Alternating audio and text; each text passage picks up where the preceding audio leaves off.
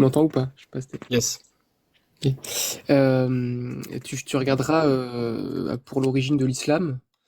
Donc c'est d'après une conférence qui s'appelle Le Coran des historiens, dirigée par Mohammad Ali Amir Mouezi.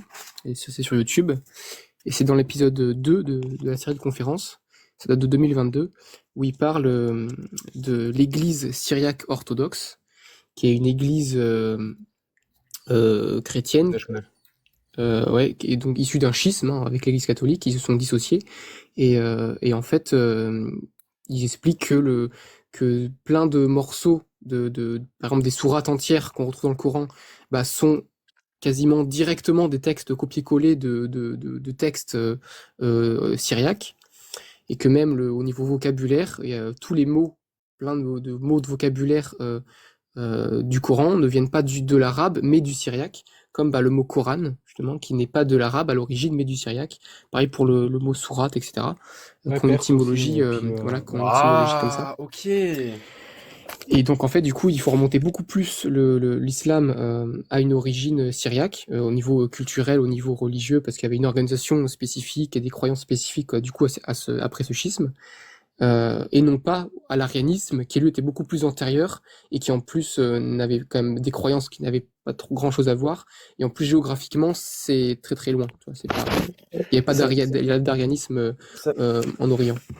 ça fait sens parce que euh, j'avais vu dans un live, quand j'étais chrétien, justement, en fait, ils avaient retrouvé une stèle où il y avait une sorte de shahada, tu vois, une sorte de shahada, mais chrétienne. Genre, c'est Hmm. littéralement la même chose que la shahada d'aujourd'hui, mais version Jésus et le Messie, tu vois. Ouais. Hmm. Eh ben, je vais checker ça, j'ai déjà enregistré là. Merci pour l'info. Bah, de Petite toute façon, précaution quand même, oui. le Coran des historiens, c'est un travail dont la scientificité est en question quand même, hein. C'est pas un travail qui est publié dans un contexte scientifique, qui est publié chez un éditeur, je crois, qui est un tout petit peu impliqué dans des, des croyances religieuses. Donc c'est à Oui, prendre il aussi est. avec je pense, hein. Mais il y a aussi Moïse, il est chiite, mais n'empêche qu'il y a quand même 30 personnes qui ont travaillé là-dedans, et c'est des historiens, tout ça. Il faut pas tout leur enlever non plus. Il y a beaucoup Non, aussi non, non, non, non. d'attaques Non. des chiites hein, sur ça. Hein. Il est beaucoup attaqué là-dessus pour décribiliser le bouquin. Donc il faut vraiment. C'est un travail unique qu'il faut quand même à peu près prendre au sérieux. Les mecs, ils sont pas non plus. Enfin, sinon, ils seraient vraiment emmerdés, Moïse. Hein. Hmm. Et ce qui n'est Parce pas le cas. il y a une vingtaine d'années, il y avait un texte qui avait été publié aussi comme ça par un auteur qui s'appelait Luxembourg et qui faisait, faisait tout reposer sur une traduction depuis le syriaque. Et ça avait fait grand bruit à l'époque. Et apparemment, c'est un travail qui est pas repris dans la discipline. Oui. Après, le Coran d'historien, c'est comme dit Julie, c'est un ensemble de chercheurs. Et Moïse, lui, c'est plus toi, celui qui a lancé le truc, mais c'est pas lui du tout qui a écrit la thèse. C'est en 3 volumes, ça fait des centaines de pages. C'est un travail quand même qui est très fourni, tu vois. Même si certains, ils ont une confession religieuse assumée, qui sont en lien avec des associations interreligieuses, etc. La plupart, c'est des chercheurs lambda, alors athées, je sais pas, mais en tout cas, qui ont une position a priori comme rigoureuse et pas orientée, tu vois. Oui, il y a pas de souci avec ça. Et d'ailleurs, ce sont sûrement tous des universitaires. Mais ce travail-là, cette recension qui est dirigée par Amir Mouaïzi, elle ne fait pas l'objet d'une publication scientifique. Elle n'est pas validée par D'accord. les pairs. Donc ça pose quand même une petite limite à la scientificité de la proposition. Ok. Hmm. Sinon, moi, j'ai une question toute bête. Euh, euh, Tout à l'heure, Pic, tu parlais de catholicisme, en fait, pour les origines de l'islam. Et moi, j'ai toujours un problème à parler de catholicisme avant, à la limite, le schisme, même s'il n'a pas vraiment eu lieu en 1053, 53, je crois. Enfin, bon, par là, en tout cas. Et j'ai toujours du mal à parler de catholicisme. Pour moi, ça, c'est quelque chose de postérieur, mais j'ai peut-être tort, d'ailleurs. Pour moi, c'est un terme, finalement, un peu récent, quoi. Alors pour moi, parce que après voilà, ce que je dis et faut le prendre avec des pincettes, mais pour moi le catholicisme c'est 325. Ou enfin, oui et non, pas vraiment, mais en tout cas il y a l'Église catholique, elle se fonde en 325 avec Constantin. Donc à partir de là, moi, ça me paraît légitime de les nommer catholiques. Et tous ceux qui vont, entre guillemets, dissidents ou y voir un schisme, ils vont se nommer, on va les nommer d'une autre manière. En tout cas, c'est comme ça que moi, les historiens que j'ai lus les nomment. D'accord. Parce que pour moi, voilà, c'était le christianisme. Alors après, effectivement, c'est un courant du christianisme qui l'a emporté, pour des raisons politiques, Mm. principalement. Malgré qu'il y ait des Catholique, ça veut incohérences. dire universel, hein. Oui, oui, tout à fait, étymologiquement, oui. Mais il y a quand même des incohérences, parce que tout à l'heure on citait l'arianisme, après 325, ce qu'on appelle le catholicisme n'est pas unifié. Il y a ce qu'on appelle les chrétiens de confession arienne et les chrétiens dits de confession nicéenne. Donc ceux qui suivent le credo nicéen et ceux qui le rejettent, en l'occurrence les ariens. Et à ce moment-là, on distingue bien les nicéens et les ariens. On devrait considérer que les deux sont catholiques, tu vois. Et pourtant, on le fait pas. Il y a quand même un biais, même certainement chez les historiens, qui considèrent que les vrais catholiques, ce sont les nicéens. Alors que c'est très arbitraire comme point de vue. Ah, c'est pour ça que moi j'ai du mal à, je te dis, voilà. Alors, c'est aussi arbitraire, hein, le schisme, pour le Oui, coup. tout à fait. Voilà, mais après, Mais, c'est parce que moi, je le fais par convention, parce que c'est comme ça que voilà, que sont nommés par la plupart des historiens. Alors, je l'ai fait, mais voilà, en effet, ça peut être remis en question. ok. Non, mais voilà. Donc, c'était juste, bon, c'était plus une question que, enfin voilà. Pour le coup, j'affirmais rien. Je te disais tel que moi je le faisais et pourquoi. Mais bon. Mm. Mais d'ailleurs, tu remarqueras qu'au Moyen Âge, la plupart des gens qui se nommaient Chrestia, les chrétiens, ce n'étaient pas les catholiques, c'était les hérétiques, qui continuent à s'appeler chrétiens, tandis que les catholiques, eux, avaient décidé de ne plus se nommer chrétiens. Tout comme d'ailleurs ce qu'on appelle le paléochristianisme, les 3 premiers siècles du christianisme, ceux qui s'appelaient chrétiens, c'était pas les catholiques, ou les proto-catholiques. Ignace d'Antioche ne s'est jamais présenté comme chrétien, par exemple. On les appelait les adorateurs de Christos, les adorateurs du Messie. Tandis que les Christianoi, en grec, c'est traduction les bons hommes, c'était 2 groupes différents qui sont bien distingués par les historiens. Ça aussi, c'est un sujet qui n'est pas très repris aujourd'hui, et pourtant ça pose beaucoup de questions sur les dénominations qu'on nomme aujourd'hui comme chrétiens, quoi. Étymologiquement, ça n'a pas vraiment de sens. Pour en venir sur le camp des historiens, alors le consensus, il n'est pas total, mais quand même au niveau académique, il est reçu. Après, ils disent il y a des hypothèses et tout ça. Mais c'est la somme de connaissances. Là où où il y a une forte controverse, c'est hors des milieux académiques. Donc c'est les milieux religieux, et notamment les sunnites, qui n'aiment pas du tout ça. Mais en fait, c'est un peu ce qu'on en tire, c'est-à-dire ils prétendent pas à la vérité absolue. C'est jamais le cas. Ouais, c'est un peu poussé ce que je dis, mais c'est plutôt pas mal reçu dans le milieu académique, hein, dans l'ensemble.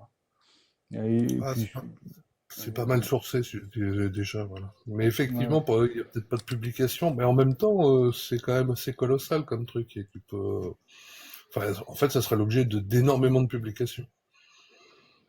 il est vu comme la Scientifiques. somme des connaissances actuelles en études islamiques. L'ouvrage ressemble à c'est une trentaine de spécialistes internationaux et synthétise près de 2 siècles de recherche.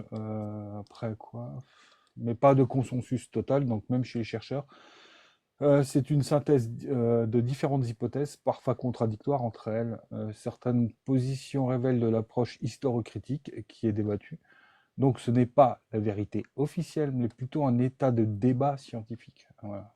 C'est un livre académique solide, mais pas unanimement accepté dans tous les détails. Voilà. Donc c'est quand même un bon boulot, plutôt positif que le contraire. Et là où il est vraiment mal reçu. Enfin, c'est pour ça, enfin, encore une fois, les religieux me font chier, quoi. Genre, il y a vraiment que, de toute façon, tu pètes, ils viennent et ils râlent. Donc, et moi, ça, je l'avais vu. Non, Écoute, ça c'est normal. pour les sunnites, il y avait même eu, avant même, enfin, ça, c'est un truc de fou, il le raconte, Moïse. Le bouquin est pas sorti. Une semaine avant sa sortie et avant, donc, la vente, il est déjà critiqué par Lazare. Sérieusement, alors qu'ils l'ont pas lu. Ils l'ont pas en main. Et c'est ça le truc. Et puis ces controverses-là enflent. Voilà. Alors il vaut mieux le défendre que le contraire en gardant des réserves. Oui. je pense. Bon, après, Al-Azhar, c'est un peu logique qu'il l'attaque d'entrée. C'est quand même une institution. Oui, mais il n'est pas et sorti quand il finalement, l'attaque. Oui, mais du coup, il voit de la concurrence. Donc, voilà, par défaut, ils ne devraient pas parler parce que c'est eux qui doivent parler, quoi. Et une ou deux enfin, universités, on va dire, qui peuvent. Oh, t'as pas ouvert la bouche que t'as déjà tort. Bah oui, parce qu'ils sont pas reconnus, ils font pas, voilà, c'est des historiens, quoi. Alors que eux, ils se disent historiens. Alors qu'ils prennent des trucs, ça n'a rien d'historien, comme façon de faire. Est-ce qu'il y a un tawatur sur le Coran des historiens? Est-ce qu'il est mutawatir? Ah bah voilà, ça c'est un vrai sujet. Pardon. Mhm. J'en Mhm. profite pour vous dire, abonnez-vous à Pic l'Hérétique qui fait des lives pour vulgariser un peu ces choses-là avec les courants chrétiens hérétiques dans l'histoire. Et c'est très intéressant de connaître un peu leurs croyances, les conflits théologiques qu'il y avait et la façon dont ils ont été résolus à base d'arguments métaphysiques de l'être nécessaire, à gros coups de masse sur la gueule. Ouais. Oui, oui. Molocoplop, J'ai Ah même non, eu le les albigeois, ils ont juste perdu le débat théologique, hein, c'est tout. Mocoloplop, Oh, faut pas encore gêner que. avec l'ultrapatiste, tu lui dis oui, on n'a pas assez exterminé Mais de croyants. arrête, Voilà. on discute pas avec enfin, Me lance pas sur les albigeois, c'est mon sujet préféré. Ah, mais ouais, j'avais vu un épisode d'histoire, non mais les albigeois, les pauvres. Albigeois qui se sont jamais appelés comme ça d'ailleurs, hein. C'est un nom qui est inventé par les catholiques. Mais bon. Les Toulousains, Ah bon. voilà. Même pas, non. Ce sont les Non, je sais Cathares. pas. Ah oui, les Cathares, oui. Et ils se définissaient pas justement les bons hommes aussi? Si, si. Si, on les appelait les bons hommes, les bonnes femmes, les bons chrétiens. Mais en l'occurrence, ils se sont pris 2 croisades dans la gueule. Donc c'est justement parce qu'ils avaient, à mon avis, gagné le combat théologique que le pape a dit, bon bah, allez hop, à la casserole, quoi. 2 croisades et 1 siècle et demi d'inquisition. C'est ça. Tuez-les tous, Dieu reconnaîtra les siens. Exactement. bah, ça colle bien au verset que j'ai affiché, hein. Lévitique 24:16.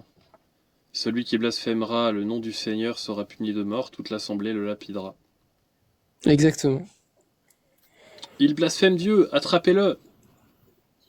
Ouais, globalement, ils blasphèment pas Dieu. Par contre, ils blasphèment un peu le Vatican. Ça, Ah si, les Cathares, ils adoraient blasphémer Dieu. Ah ouais, vraiment? Ah oui, Pour moi, ils étaient plutôt sur quoi? Enfin, une des lectures que j'en ai, en tout cas, c'est que bon, ils étaient pas très, très pro-Vatican et très à suivre le clergé, en fait. Et Ah bah pourquoi non, ils il reculent, non disait que le pape était l'antéchrist, hein, forcément. Oui, voilà. Mais Mais, sur mais, Dieu, mais il il a disait des trucs blasphémé. sur Jésus, ils croyaient pas en Jésus, hein, les Cathares. Déjà, avec ça. Quand ce qu'on appelait les disputatio, c'était les conférences contradictoires, les débats qu'il y avait entre 1206 et 1209, entre les cathos, les cathares, il y avait aussi les vaudois. À un moment donné, il demande aux cathares, est-ce que vous croyez que Jésus a son trône dans le ciel, etc. Et les cathares, ils répondent, oui, nous croyons qu'il est assis sur son trône et qu'il a ses jambes qui descendent jusqu'à la terre. On dit, il a des grandes jambes. Ça, c'est des blagues un peu de l'époque, mais c'est pour se foutre de la gueule des cathos. Ils savaient très bien que c'était des conneries. Genre, ils ont une théologie qui reste religieuse, mais quand tu regardes les cathares, mais pas que, il y a plein autres courants hérétiques qui sont très rationnels sur certains points de vue et qui se foutent bien de la gueule des cathos. Et parfois, c'est très déconcertant. Ok. Moi, j'ai une question par rapport à l'Ancien Testament. Et vous me corrigerez. Et du coup, est-ce que c'est vrai que euh, l'Ancien Testament, il a été rédigé autour de l'ère de Babylone quand les Juifs étaient captifs? Ça Ou dépend maintenant, de... ça a changé? C'est quoi le consensus ou c'est quoi les En hypothèses fait, sur ça? il n'est pas rédigé en une seule fois, il y a plusieurs auteurs. Oui, bien sûr. Et en gros, l'idée, c'est que tu as Exode, Lévitique, enfin Exode sans le début, Lévitique, Deutéronome, qui sont des textes de loi et qui étaient probablement antérieurs à, à Babylone. Ok. Et cette partie-là, elle est peut-être transmise de façon orale. Euh, les Hébreux auraient appris à écrire à Babylone, donc ils avaient leur loi orale. La loi orale, faut bien se rendre compte que c'est pas aussi foireux que ce qu'on peut imaginer, parce que bah imaginez les enfants, ils se retrouvent à pas pouvoir travailler pendant le début de leur vie. Même s'ils travaillaient jeunes, qu'ils avaient probablement des corvées, diverses corvées, tu travailles pas le début de ta vie. T'apprends des trucs. Et tu vas pas apprendre. Enfin, t'as trop de temps. Et t'as pas de PlayStation, quoi. Donc, du coup, le temps qui te reste, bah, tu vas étudier. Donc, la transmission orale est. Dans toutes les civilisations, dans tous les peuples, ça a fonctionné. C'était pas n'importe quoi.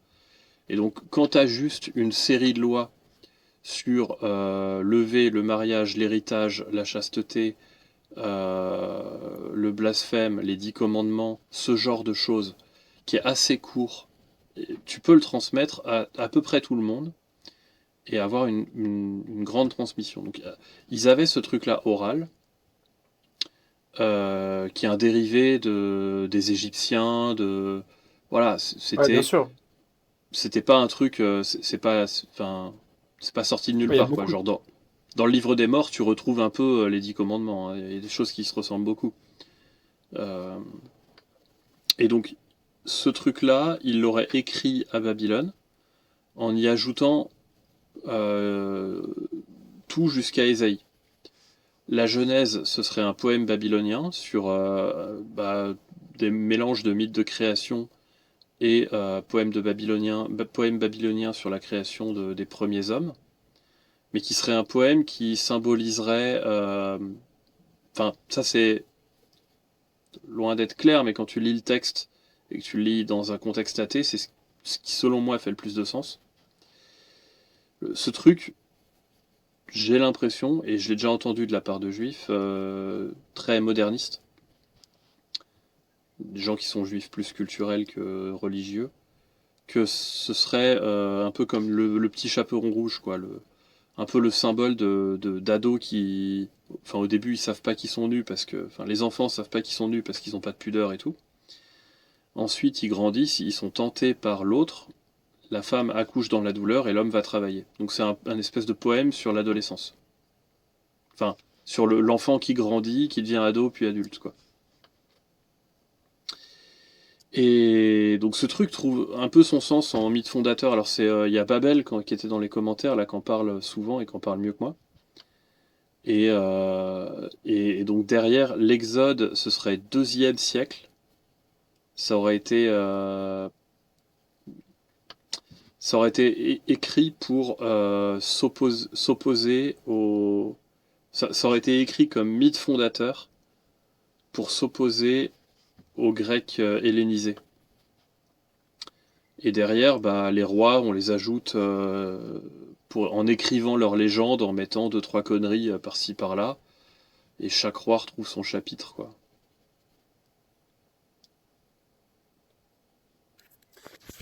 Ok. Et il faut ajouter que parmi tous ces textes-là, que moi je connais mal, mais tous ces textes fondateurs, tu as plein de petits textes qui vont se rajouter, mais un peu comme le Nouveau Testament chrétien et tous les textes apocryphes, tu vois. Tu avais des textes qui étaient considérés hérétiques, et c'est pour ça que tu as des textes qui se contredisent. Et ce qu'on nomme Ancien Testament, c'est plus du point de vue chrétien, une fois qu'on a adopté enfin, on a gardé certains textes juifs, tu vois. L'Ancien Testament et le Nouveau Testament, c'est un point de vue chrétien, pas un point de vue juif. Et d'ailleurs, chez les premiers chrétiens, ce qu'on appelle l'Ancien Testament n'existait pas vraiment. Les historiens ils parlent de déclogai en grec, c'est des morceaux choisis pour dire qu'en fait, bah, les premiers chrétiens déjà ils connaissaient pas du tout les textes juifs parce que soit alors soit économiquement, on n'avait pas l'argent pour avoir tous les textes en entier, ou soit c'est parce qu'en fait, on n'était pas d'accord avec ce qu'il y avait dedans, et du coup, on gardait que des petits morceaux. Et puis sans compter même la plus grande majorité des chrétiens qui étaient totalement opposés à l'Ancien Testament, enfin à la Torah et tout ça, mais qui sont plus, enfin, qui ont évolué, c'est plus le cas aujourd'hui, mais à l'époque, c'était pas du tout comme on entend aujourd'hui avec un Ancien Testament, t'es structuré et tout. Ça arrivait bien après, ça, au 3e, 4e siècle, tu vois. Sûr de ça? Oui, Walter Bauer. Walter Bauer, il explique que ici, avec les sources, hein, même de Zeb de Césarée, etc., qu'en fait, il regarde les sources à la fois internes et externes, que ce soit les païens qui en parlent, les hérétiques, entre guillemets, et les sources, justement, catholiques, comme Eusèbe de Césarée, Ignace d'Antioche, Tertullien, etc. Et il fait un peu la liste des textes qui sont, et des citations de l'Ancien Testament qui sont citées. Et il se rend compte, en fait, comme ça, qu'il y a plein de...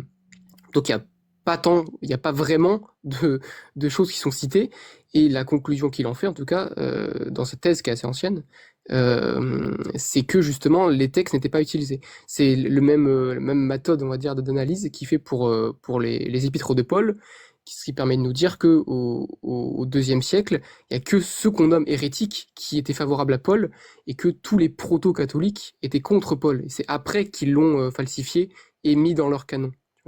Parce que justement, et tu le vois avec ce qu'il cite. Ou après, parfois, ça peut porter à confusion. Ça, il explique dans sa thèse que ça arrive souvent que Eusèbe de Césarée, il cite des gens en disant oui, cette personne-là en a parlé, et que quand on va voir le texte en question, il en parle pas.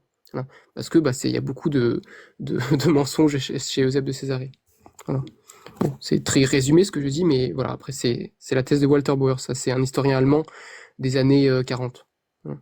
Parce qu'il me semble, moi, que la Septante, de ce que je me rappelle, euh, la, la majorité des chrétiens étaient d'accord pour inclure la Septante. Et en fait, ça posait un problème aux Juifs de l'époque, qui eux, du coup, ont fait une sorte de contre-canonisation pour exclure certains livres, tu vois. Mais ça dépend de quel chrétien tu parles et de quelle époque. Si, Ok.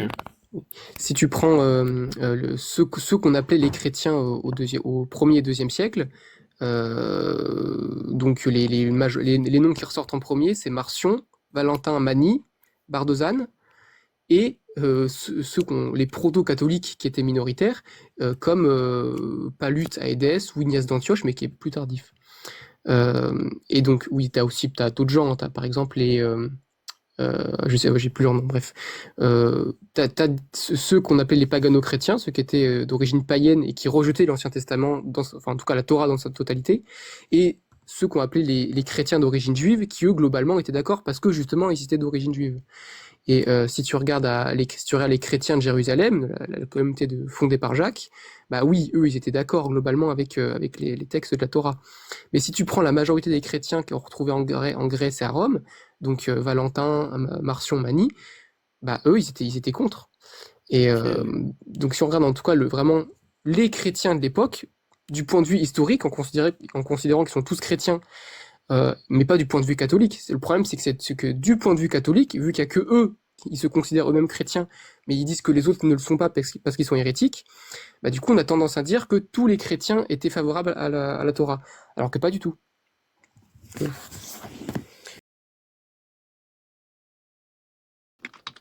Alors, ma question, Apik, toi, t'es croyant encore? Moi, je me considère pas vraiment comme croyant, mais je me considère. Moi, je dis aux gens quand on me pose la question que je ne crois pas en Dieu, mais que j'adhère à une idée non théiste de Dieu. Ah ouais, ok, c'est pour t'éloigner plus ou moins des textes, ok. Mais, non, parce que si tu étais sur des textes et que tu nous dis que les religions ont des origines polythéistes, je me dis comment tu fais pour croire en un seul Dieu? Mais comme tu es au-delà de ça, donc ok. Merci. Oui, pas de quoi.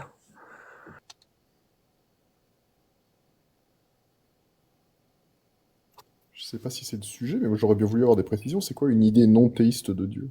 C'est une forme de déisme? Non, le non-théisme, c'est une autre catégorie qui est très très peu connue. Donc t'as le théisme, t'as le déisme, t'as le panthéisme, le panenthéisme et plein d'autres trucs en isme. Et le non-théisme, en fait, c'est une catégorie fourre-tout. C'est-à-dire que tout ce qu'on n'a pas su classer, on le met dans la négation du Non, théisme. non, non, non, c'est Att- plus att- complexe que ça.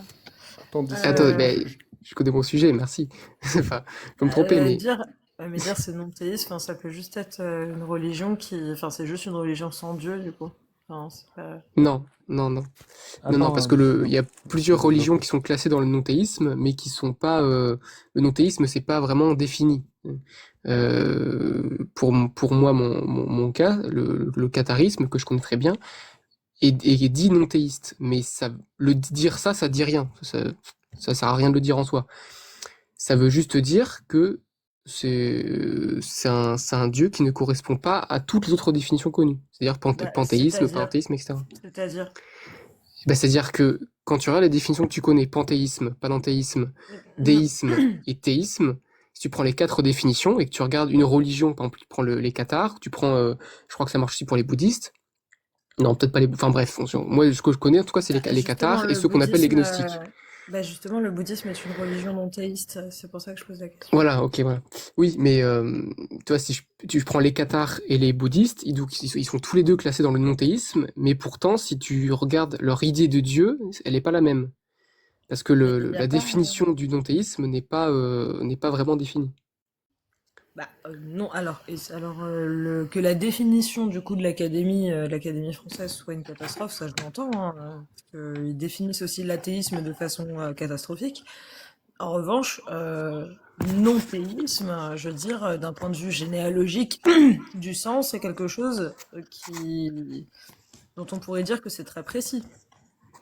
Non-théiste, a priori, ça veut dire sans Dieu. Et même qui s'en décache, parce que athéisme, ça veut dire sans Dieu. Et le non-théisme, ça veut dire qu'il n'implique pas, justement, de Dieu. Donc, qui ne procède pas de lui. Une doctrine qui ne procéderait pas de Dieu, mais qui pour autant resterait une doctrine. Donc, la question que je pose à ce moment-là, c'est, euh, dans le catharisme que moi, pour le coup, je ne connais pas, est-ce qu'il y a quand même, là, une certaine trace de sacralisation ou d'idolâtrie? Non, ni sacralisation ni idolâtrie. C'est pour ça que D'accord. ça ne correspond pas justement à la définition du théisme. Ouais, mais du coup, Donc on parle pourquoi? d'un dieu qui est bien Dieu, mais qui n'est pas théiste, c'est-à-dire qui n'est pas créateur du monde, qui n'est pas interventionniste, etc. Tu vois, et qui ne Ouais, mais correspond du à coup, aucune il est définition. comment ce Dieu alors? Alors ça c'est une autre question, ça c'est plus compliqué à répondre. Si tu demandes aux Cathares, ils vont te dire que c'est un dieu qui n'existe pas, qui n'a pas d'image, qui n'a pas de nom, qui n'est pas créateur du monde, qui n'intervient pas, etc. Donc il y a pas. C'est pour ça justement que les historiens ont du mal à catégoriser ce genre de dieu. Parfois on le résume du coup tout bêtement en disant c'est le dieu des philosophes parce que bah on se dit finalement ce n'est qu'une pensée de Dieu parmi d'autres sans définition précise. Et même moi, j'ai du mal à le définir parce que c'est difficile à saisir. Ça correspond aussi au non-théisme, mais je suis pas sûre que ce soit pour autant un fourre-tout, tu vois. Là, on est juste, Bah, moi, enfin, moi, là, on est juste c'est moi vraiment qui dis que sur, c'est un fourre-tout parce que voilà. on est juste vraiment sur de la polysémie pour le coup. Parce que pour les bouddhistes, quand bien même il n'y a pas de figure ni d'image, je veux dire de Dieu à proprement parler, et ce qui fait de cette religion une religion qui est non théiste.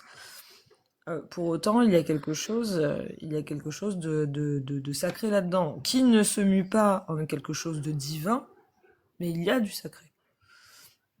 Et du coup, ce que tu es en train de me dire, c'est que le catharisme, il n'y a rien de sacré là-dedans. À moins que je me trompe sur le sens qu'on doit donner au mot sacré, non. D'accord. Et pourquoi du coup, quels sont leurs... Parce que moi, ça m'intéresse, quels sont leurs... Bah, toi, je te prends l'exemple d'un philosophe qui s'appelle Yves Maris, qui est décédé il y a une vingtaine d'années.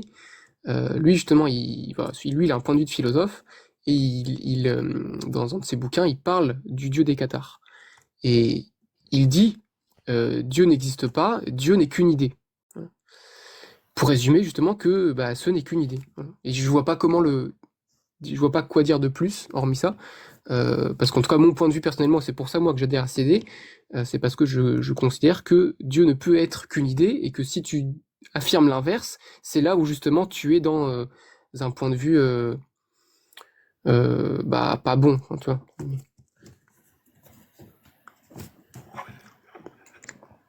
Je sais pas.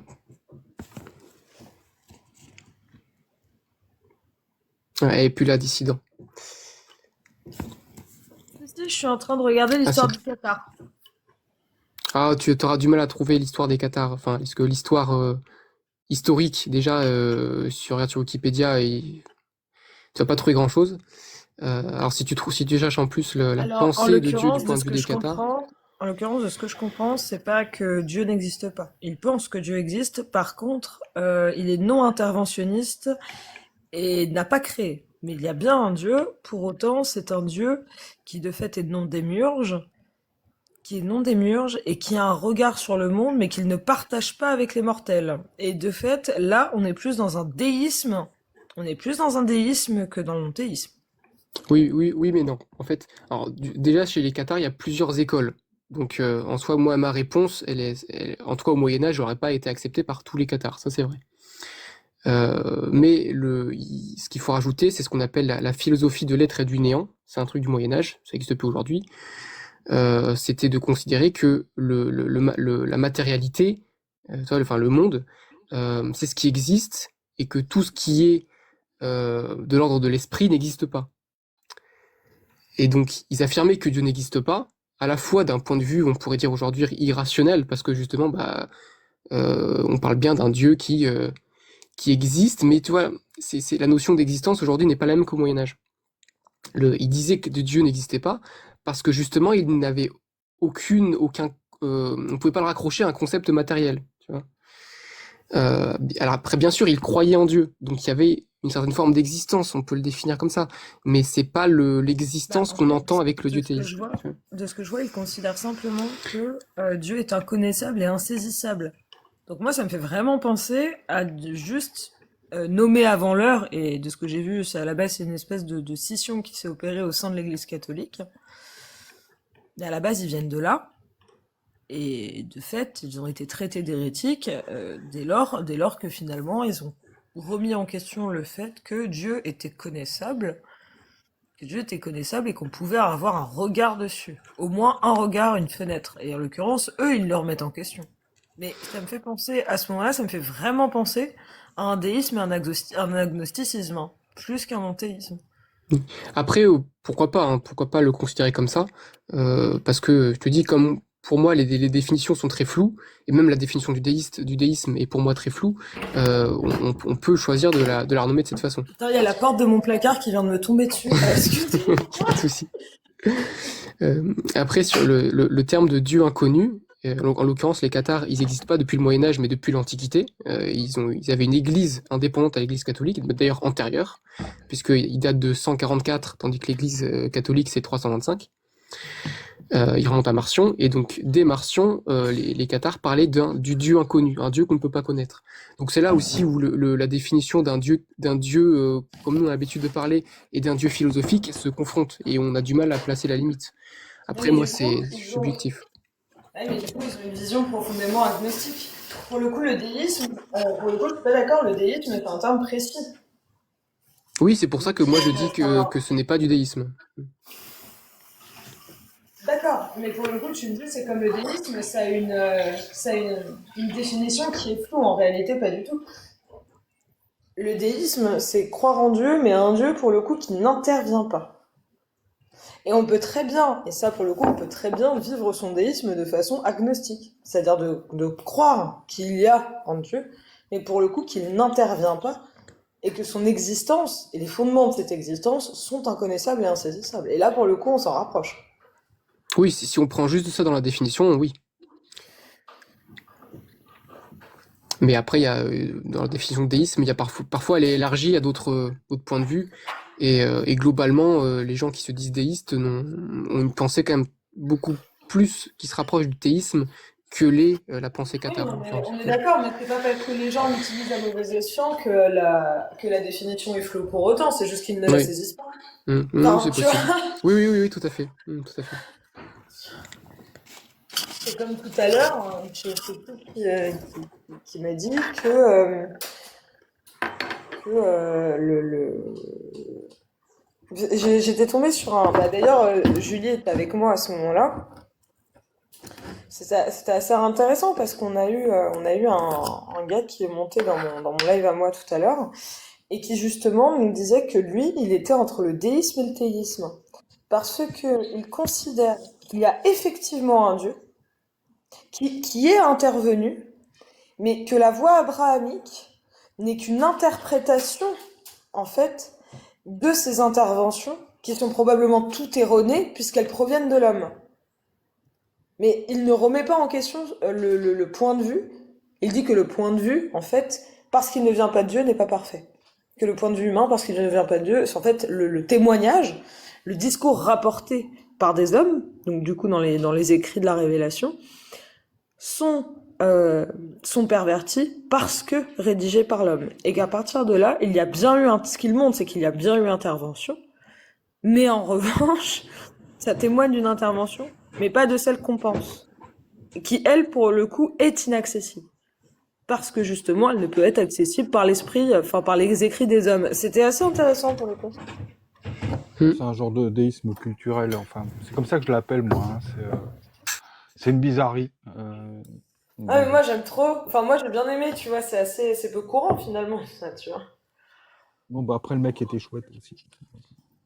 Bah, c'est clair qu'il était vraiment. Bah, ça faisait plaisir hein, d'avoir quelqu'un qui était un peu ouvert comme ça.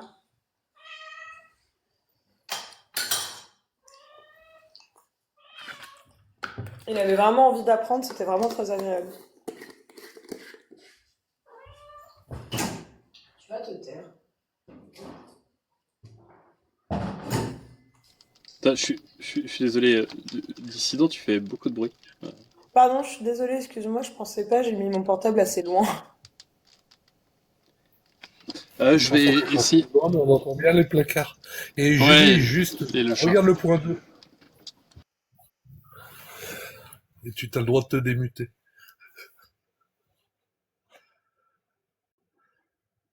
À qui vous Oh parlez? non, Je vais en parler à Julie. Galactique qui nous Je fait. l'ai accusé de l'avoir énervé, et... enfin, ou je sais pas quoi, de la chercher. Ouais, par contre, le laisse pas trop longtemps, à chaque fois, je me fais kicker. C'est vraiment con. Bon, ça, c'est fait. Voilà, c'était le petit blasphème du jour. C'est bon, c'est moche, quoi. Voilà. Tu vois, je sais comment, comment te faire marrer à chaque fois.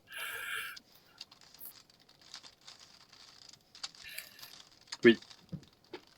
Sinon, moi, je voulais vous présenter le catéchisme numéro 122, parce qu'on est quand même là pour enseigner les écrits de l'Église et faire en sorte que chaque chrétien revienne à pratiquer la lapidation et... pardon, à suivre les enseignements de Jésus.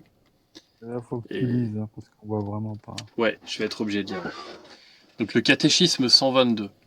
En effet, l'économie de l'Ancien Testament avait pour principale raison d'être de préparer l'avènement du Christ, sauveur du monde, bien qu'il contienne de l'imparfait et du...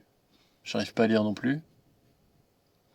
Les livres de l'Ancien Testament témoignent de la totale divine pédagogie, de l'amour de Dieu. En eux se trouvent de sublimes enseignements sur Dieu, de bienfaisance, de sagesse sur la vie humaine, des trésors de prière, et enfin se tient caché le mystère de notre salut.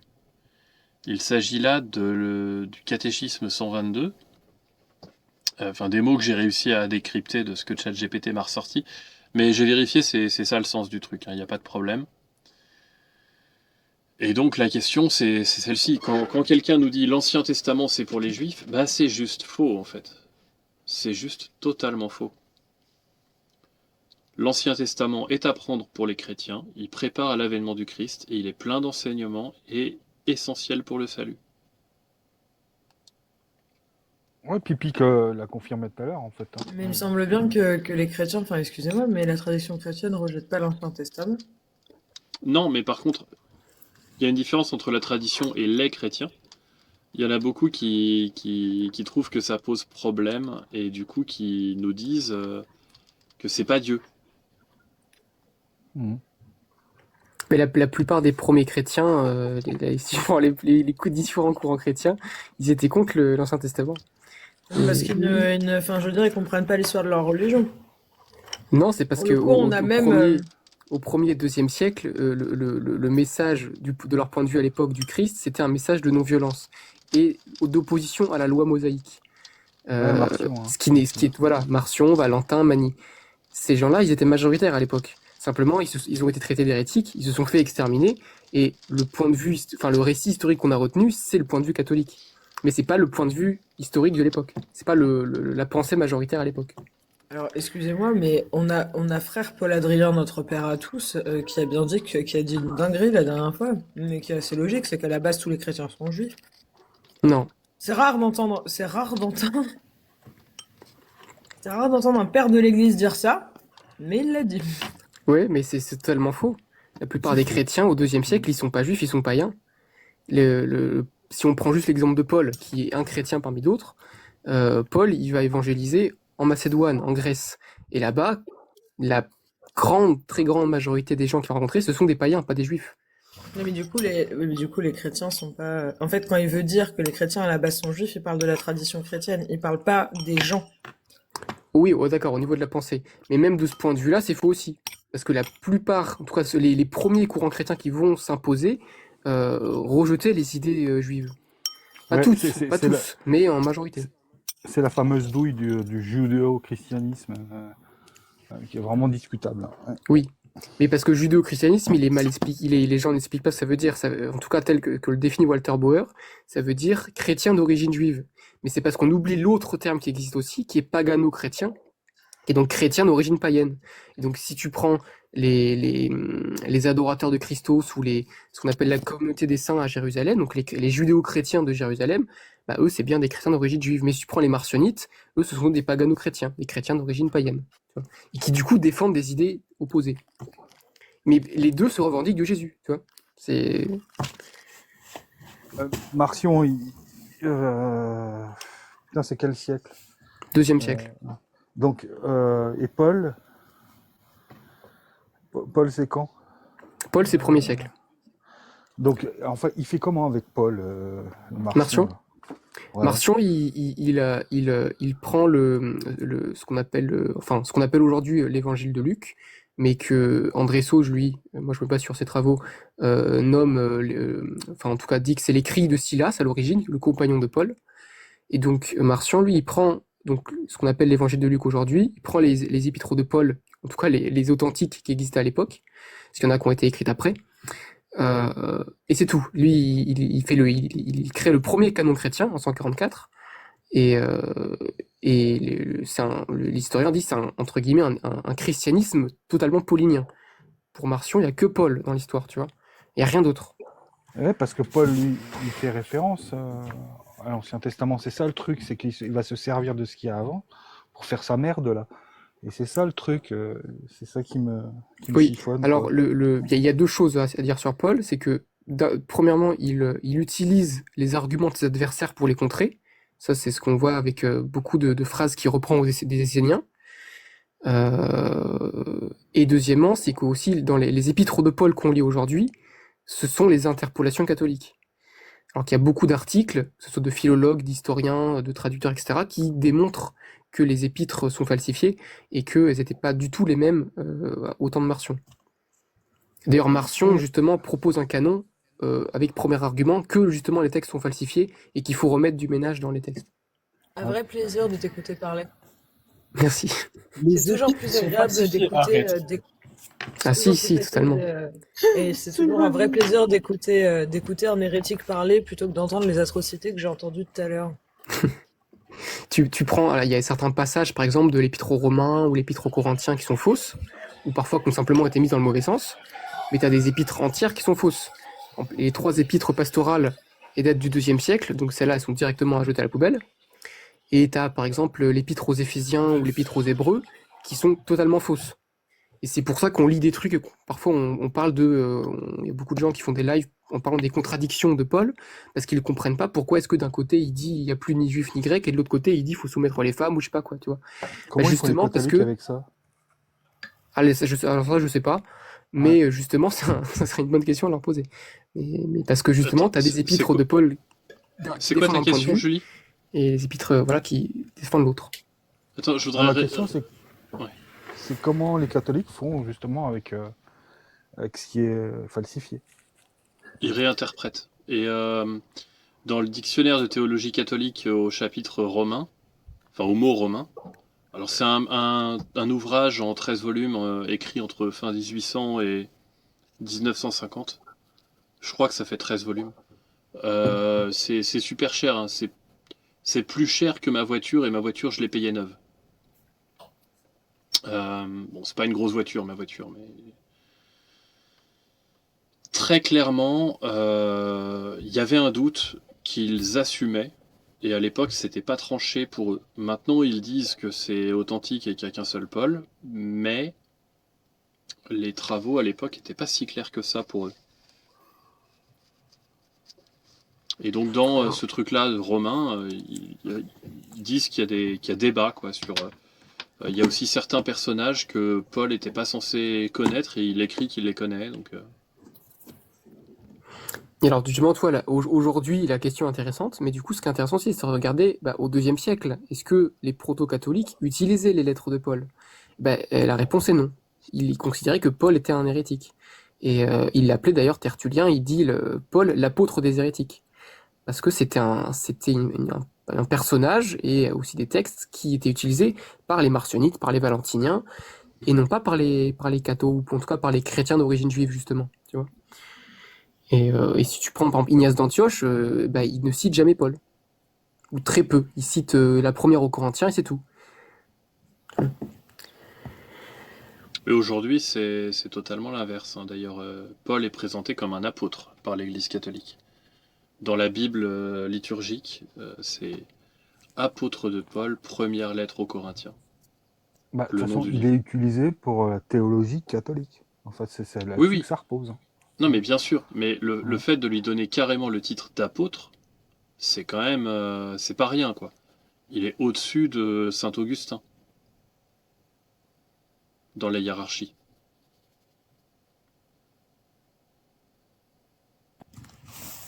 Étymologiquement, Paul c'est bien un apôtre, parce que apôtre, contrairement à ce qu'on dit, parfois on parle des 12 apôtres, apôtre ça veut dire qui est missionné par la communauté pour aller évangéliser. Donc vu que, selon le récit, il a reçu l'imposition des mains par Ananias à Damas, je dis pas de bêtises, c'est ça la ville je crois, il a bien été a priori missionné par une communauté chrétienne de l'époque, pour aller évangéliser des païens. Donc, étymologiquement, c'est bien un apôtre. Mais du point de vue catholique, ça correspond pas du tout à la définition, puisque eux considèrent qu'il y a d'autres gens qui sont apôtres, alors qu'ils n'avaient pas du tout la même mission et qu'historiquement, ça tient pas debout. Donc, ils auront repris le terme, mais historiquement, ça n'a pas de sens.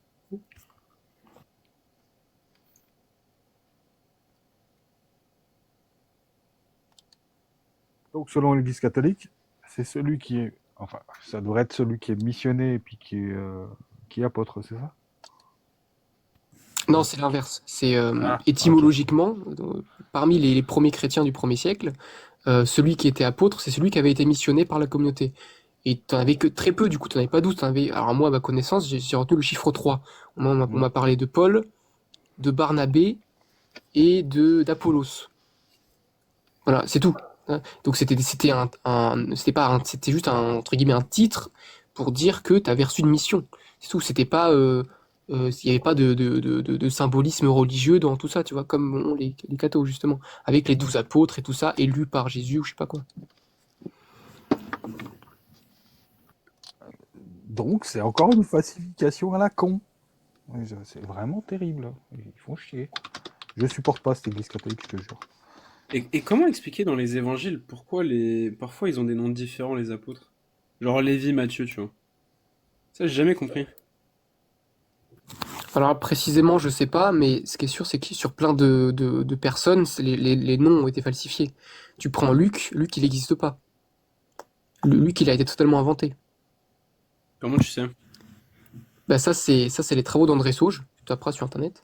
André Sauge, il dit que le vrai auteur de ce qu'on appelle aujourd'hui l'évangile de Luc, c'est Silas. Et Silas, en grec, alors c'est des trucs étymologiques, je comprends pas tout, c'est Sylvae ou je sais pas quoi, ça veut dire ce qui est sombre. Ça fait référence à un peu la forêt sombre, tu sais. Alors Sylvestre, tu sais, c'est pour la forêt, voilà, bref. Ouais. Et Luc, ça vient de Lucas, ce qu'a donné le prénom Lucas, mais ça veut dire le bois lumineux. Donc en gros, tu avais Silas qui signifiait le bois sombre et Lucas, le bois lumineux. Et en fait, lui, sa théorie, c'est que vu que Silas, il défendait un point de vue chrétien hérétique, justement, du point de vue catholique, eh ben, on a effacé son nom et on l'a remplacé par Lucas, qui était le bois lumineux. Et en plus, bah, ça fait beaucoup plus classe, tu vois, le sombre, lumière, voilà. Parce que moi, à un moment de ma vie, tu vois, j'essaie de me demander comment les évangiles, ils ont pu se répandre. Est-ce que les apôtres mentaient ou est-ce qu'ils disaient à moitié la vérité ou est-ce qu'ils n'existaient pas, tu vois? Et en fait, on a juste pas assez de... Ben, là, tu m'as appris un truc de fou, tu vois, donc... Oui, mais déjà, Silas, est-ce que tu sais qui est Silas? C'est un mage corps à corps mid-lane. Non, tu vois, c'est une personne hyper importante. C'est Oui, oui, le mec le plus oui, oui. proche de Paul. Et pourtant, Paul, il personne m'en ne le parlait, connaît. oui. Hein. Et c'est parce qu'il a été effacé. Alors que le texte, a priori, c'est le sien. Donc, il y a certainement d'autres exemples que j'ai pas, mais qui sont certainement aussi dingues, tu vois. Attends, je vais-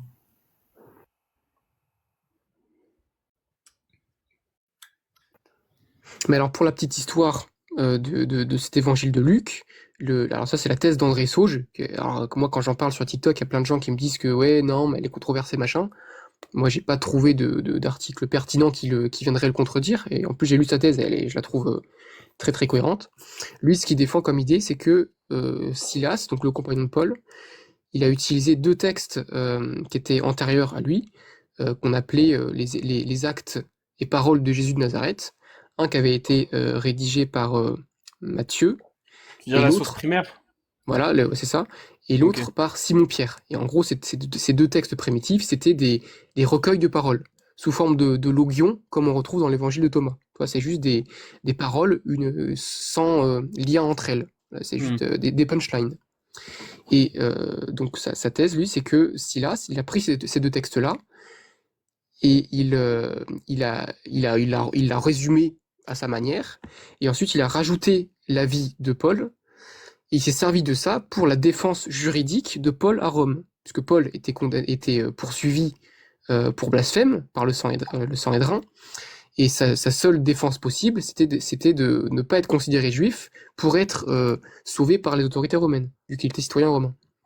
Et donc Silas aurait écrit un texte de défense juridique, comme on le ferait aujourd'hui, et il l'aurait donné aux autorités romaines. Et c'est pour ça que on nous raconte la vie de Paul, et que le narrateur, bah, c'est Silas en fait. Et pourquoi est-ce qu'on n'a pas la fin? Bah, c'est globalement parce que Silas, en fait, ce qui n'est pas dit en général dans les trucs, c'est que Silas a été exécuté en même temps que Paul. Et donc c'est ce texte-là qu'on appelle du coup pour certains l'évangile primitif. Ça serait lui qui aurait formé le premier évangile. Donc l'évangile de Luc serait le plus ancien, mais qu'il a été ensuite falsifié et qu'on a rajouté des éléments. Et ça, André Sauge, vu que lui, il est pas historien, il est linguiste, traducteur du grec ancien. Et en fait, il compare en fait les plus vieilles versions de l'évangile de Luc qu'on a à travers les différentes Bibles du IVe siècle, etc. Le Sinaiticus, Codex Bezae, Codex de Dublin, etc. Et il se rend compte que dans l'évangile de Luc, et du coup ça vaut aussi pour les autres évangiles en fait, mais là pour l'exemple, lui c'est l'évangile de Luc, qu'il y a deux grecs différents. Tu as une partie dit en grec de la koiné, c'est le grec de l'époque, le vrai grec entre guillemets, et tu as un autre grec qu'il appelle un grec sémitisant, c'est-à-dire un grec qui est parlé par une personne qui parle très mal le grec, qui probablement n'est pas de culture grecque, et qui du coup fait des fautes d'orthographe partout. Des fautes de syntaxe, etc. Et lui, Attends, vu qu'il est linguiste, désolé de vas-y. t'interrompre. J'ai du descente galactique. À cause Et des je vais devoir images? faire. Ouais. Et je vais devoir faire une contestation. Ok, pas de souci. Sam, si tu répètes des choses comme ça sans me dire si tu es musulman, chrétien, si tu veux. Enfin, je vois pas l'intérêt de ce que tu fais. On n'est pas chrétien ici. Et c'est grave intéressant la théorie que tu disais, Pic. Mais il y a un problème que je trouve dans cette théorie, c'est que dans l'évangile de Luc, on cherche à, je sais pas si tu seras d'accord avec moi, mais on cherche à valider encore plus le Christ et son arrivée messianique avec la lignée et notamment aussi la Vierge Marie. Tu vois, la Oui, Vierge Marie, c'est un truc vraiment appuyé dans Luc. Et en fait, tu vois que dans l'évangile de Matthieu et Marc, la Vierge Marie, on s'en fout, tu vois, on n'en parle limite pas. Et donc, en fait, je me dis que dans la temporalité des choses, ça m'étonnerait que l'évangile de Luc, ce soit le premier. oui, oui. Surtout Du qu'en coup, plus, il y a la source, j'ai il y a la j'ai source, pas eu le temps de source terminer, Q. mais justement, en fait, Ok. du coup, je te disais, tu parlais du grec de la koiné et du grec sémitisant. En fait, André Sauge, il démontre qu'il y a plusieurs auteurs à cet évangile de Luc, le texte primitif de Silas et les morceaux qu'on a rajoutés, probablement par des judéo-chrétiens, justement, qui voulaient ajouter les idées justement de Christ, d'Eucharistie, etc. Et, euh, et donc c'est pour ça que si tu lis la version d'aujourd'hui, bah elle est totalement catho. Mais justement, tout à l'heure on parlait de Marcion. Marcion, le seul évangile qu'il lisait, c'était l'évangile de Luc. Mais c'était pas l'évangile de Luc qu'on a aujourd'hui. C'était dans sa version primitive de Silas. Voilà, globalement. Ok. Ok, ok. Mais c'est pareil pour les épîtres de Paul. Si tu les lis aujourd'hui, t'as pas le point de vue qu'avaient les Marcionites ou qu'avaient les Valentiniens, tout ça, tu vois. C'est pour ça que ça porte à confusion tous ces textes-là.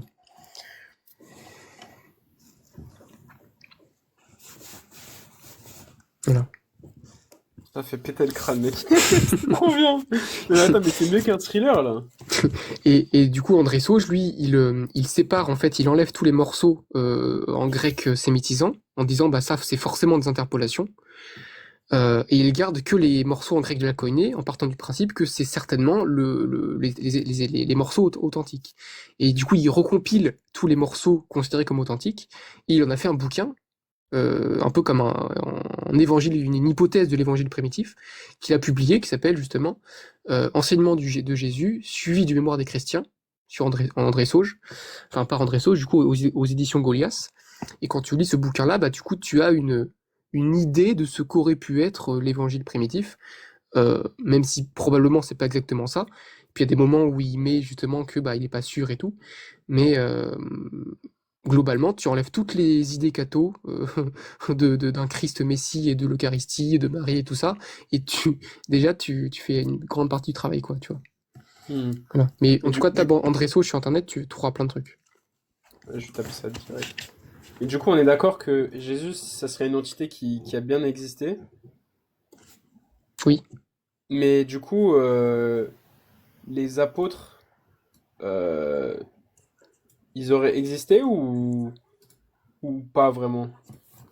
Bah, les personnes, enfin, on va dire globalement, les personnes dont on parle ont existé, mais la notion d'apôtre qu'on leur a mis aujourd'hui n'est pas historique.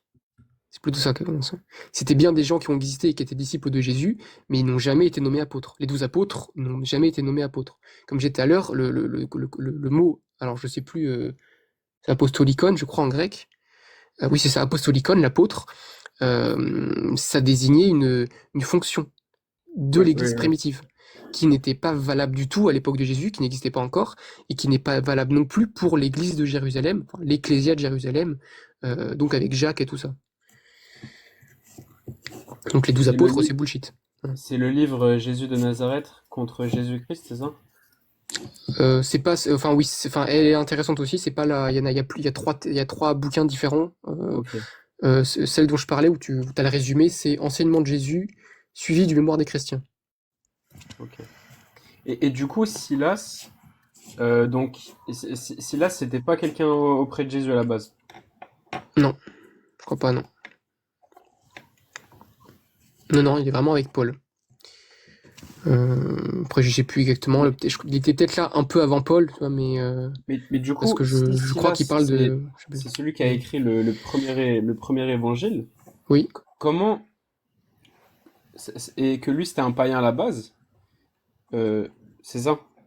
Alors, je sais plus s'il était païen, mais comment en effet il a pu raconter l'histoire de Jésus sans l'avoir vu, c'est parce que justement il s'appuyait sur les deux textes antérieurs à lui, qui sont les paroles et je sais plus comment c'est le nom exact, mais bon, en gros les paroles de Jésus. Oui, Il y paroles, avait mais deux textes. Voilà. il devait y avoir autre chose que les paroles, non?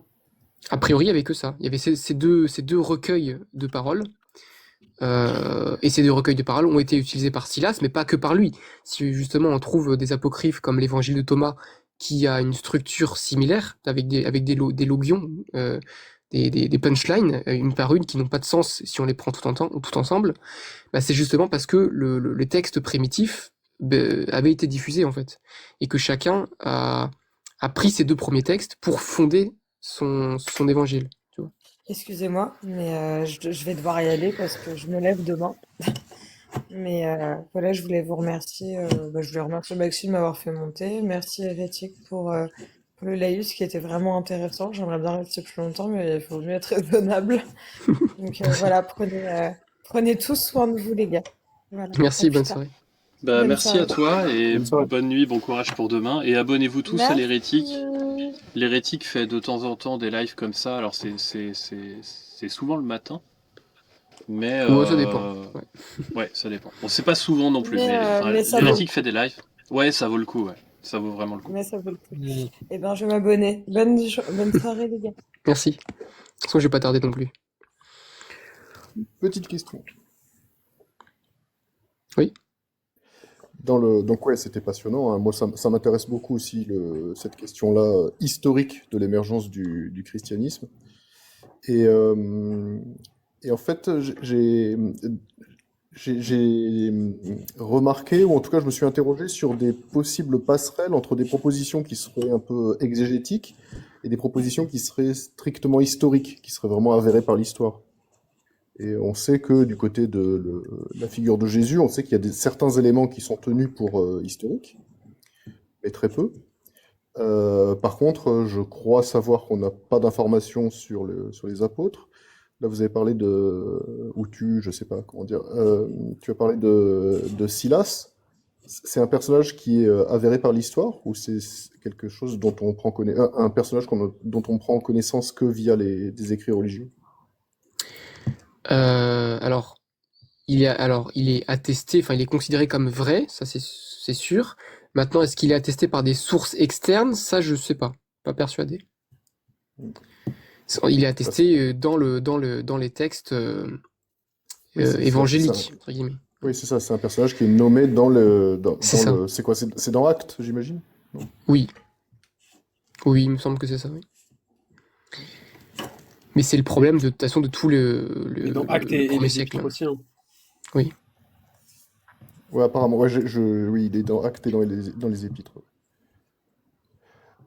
Donc c'est ça la difficulté, c'est-à-dire que le travail donc historique qui consisterait à essayer d'expliquer l'émergence et la fabrication de ce texte, c'est difficile quand même de la faire reposer sur des personnages auxquels on a accès que via le fameux texte, non? Oui, tout à fait, tout à fait. C'est colossal Mais comme travail, hein. Oui, tout à fait. Mais c'est pour ça que Luc, on remettait pas en question son existence avant de se rendre compte que c'est peut-être qu'en fait il y a une douille, tu vois. Mhm. Donc après, bien sûr, ça marche aussi pour cette thèse-là. En l'occurrence, alors j'ai pas forcément tous les arguments derrière parce que il y a plusieurs bouquins à lire. Il y en a trois, j'en ai lu que, on va dire, un et demi. Enfin, celui que j'ai parlé tout à l'heure, et puis il y en a un autre que j'ai fait lu la moitié. Parce que lui, il explique tout lui, il est linguiste, donc lui, il a une thèse entière où il explique les trucs linguistiques, avec des traductions en grec et tout, donc c'est compliqué à suivre sa thèse. Mais Ça, et c'est après, sur André les arguments Sauge, c'est ça? historiques, André Sauge, ouais. Après, lui, vu que justement, il n'est pas historien, généralement, il fait des passages où il utilise, où il fait intervenir, en tout cas, dans l'intro ou quelque chose, le soutien d'historien pour l'aider, tu vois, à avoir avoir un complément. Maintenant, c'est sûr qu'il peut y avoir des points d'interrogation quand même, quoi. Ok, merci. Est-ce que par rapport à tout ce que tu as pu lire, Pic, est-ce que il y a des gens il y a des personnes, des historiens ou des études qui essayent d'expliquer comment le message que Jésus est ressuscité, il a pu se spread en fait. Il a pu S'étendre, c'est quoi spread en français, les gars, s'il vous plaît? Ouais, c'est tendre, c'est bien. Ouais, s'étendre, c'est Se ça. diffuser, se Se propager. répandre. Mais par contre, tu pars déjà d'un truc, c'est comment le message de Jésus a pu se répandre. Et comment tu sais que c'est le message de Jésus? Non, Oui, déjà, en fait, on le pourrait message dire de quel message, mais... le message de Jésus, on pourrait dire que c'est la source Q, donc en gros que c'est environ 40% des évangiles de paroles de quelqu'un de très sage qui serait Jésus. Mais en fait, le reste, c'est une construction post, tu vois. Oui, mais après, il faudrait définir ce qu'est le message de Jésus, mais en tout cas, parmi les gens qui se revendiquaient de Jésus ou qui étaient disciples de Jésus, tout simplement, ils ont formé des groupes, des communautés, soit à Jérusalem ou à Antioche, et à partir du moment où tu formes une communauté avec une organisation, etc., quasiment civile, bah, tu diffuses tes idées, hein, tout simplement. Oui, mais est-ce que tu diffuserais une idée jusqu'à en créer une communauté sur un mensonge que tu sais qui est faux? Ou tu vois, ça me paraît bizarre en fait. Ou c'est Mais parce quelques que, personnes, ça serait genre trois apôtres qui auraient dit ouais, on l'a vu ressusciter, et après ils se sont relayé l'info, tu vois. mais parce que ça, c'est le point de vue catholique qui dit ça. Mais les premiers chrétiens, ceux qu'on appelait les chrétianoïs, c'est-à-dire les bons hommes, qui s'organisaient en ecclésia, c'est-à-dire en communauté démocratique de débat, comme à Antioche. C'était juste des gens qui s'organisaient autour d'une idée, etc. Bien sûr, il y avait probablement une théologie, mais qui n'était pas construite à l'époque. Et le truc de Jésus à ressusciter, c'est tardif, ça. Les premiers chrétiens, et à mon avis, ils en parlaient pas. Alors ça, c'est mon avis, hein, mais je pense pas que c'était avéré. Et en plus, comme on disait, il y avait plusieurs points de vue. Donc peut-être qu'il y en a certains qui en parlaient, comme Jacques, voilà, ceux qui étaient juifs et peut-être qui croyaient en la résurrection des corps, mais ceux qui y croyaient pas, qui étaient d'origine païenne, ils en parlaient pas de ça, tu vois. Donc, je pense que ça devait être nuancé déjà à l'époque. En fait, apparemment, dans certaines communautés, c'était plus une idée qu'un personnage. Voilà. Et puis après, du point de vue juif, on parlait bien d'un Jésus qui se relevait. Mais d'un point de vue parfois spirituel, on disait simplement que la résurrection, c'était l'ordre de l'esprit. On parlait du souffle tout à l'heure, le souffle de vie, c'était du point de vue de l'esprit qui avait ressuscité, pas du point de vue du corps. Justement, c'est l'opposition entre judaïsme et paganisme. Tu vois. Entre ceux qui considéraient que le corps dans le judaïsme c'était un peu le paradis, tu vois, enfin bref, tandis que ceux qui considéraient, comme beaucoup de chrétiens à l'époque, que le monde il était mauvais, qu'il avait été créé par le diable, bah du coup tout ce qui était allié au corps c'était mauvais. Et donc Jésus ne pouvait pas se ressusciter dans un corps. C'était le point de vue de beaucoup de chrétiens à l'époque, hein, même encore au Moyen Âge, qui disaient que le Christ n'avait pris corps que par apparence. Et d'ailleurs, dans les épîtres de Paul, Paul il parle d'un Christ qui avait un soma pneumatikon, un corps fait d'esprit. Il parle jamais d'un Jésus homme.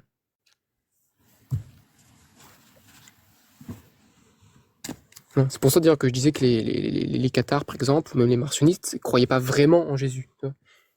Ils croyaient à Christ, mais le Jésus homme, c'était confus. Mais ça me rend confus ce que tu me dis, parce que dans la fin de l'évangile de Luc, il dit avez-vous ici quelque chose à manger? Ils lui présentèrent un morceau de poisson grillé, il le prit et il le mangea sous leurs yeux. Oui, mais ça En gros, là, on est c'est en train de dire que Jésus, il a graillé du poisson en étant ressuscité. oui, mais ça c'est une interpolation, probablement.